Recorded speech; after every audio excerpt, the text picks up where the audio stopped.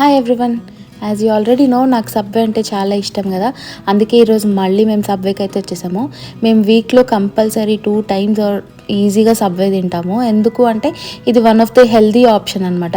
మనకు అన్ని వెజ్జీస్ ఉంటాయి, నాకు కార్బోహైడ్రేట్స్ చాలా తక్కువ ఉంటాయి అండ్ షుగర్స్ కూడా నాకు అస్సలు స్పైక్ అవ్వవు.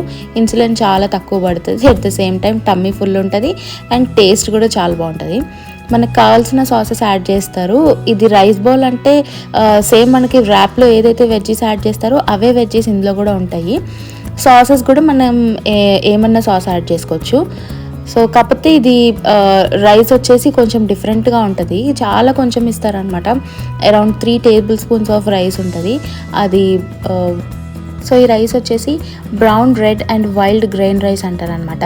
సీజన్ దాన్ని కూడా అంటారు, కానీ మనకేమంత సీజనింగ్ అనిపించదు.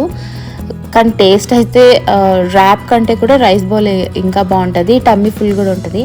ఇంకా ఆ బౌల్ నిండా వెజ్జీస్ వేస్తారు కాబట్టి మనకు అంత ఆకలి అనిపించదు.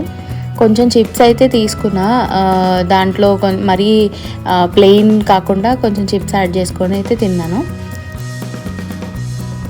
మా హస్బెండ్ ఏమో వ్రాప్ తీసుకున్నారు యాజ్ యూజువల్గా, సబ్ తీసుకున్నారు అనమాట యాజ్ యూజువల్గా. సో అది కూడా నేను టేస్ట్ చేశాను. ఈ బౌల్ కూడా ఫుల్ తినలేకపోయాను నిజంగా చెప్పాలంటే.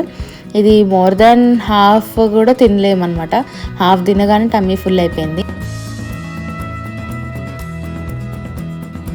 If you like my videos, please subscribe to the channel. Thank you for watching. Also, please like my video.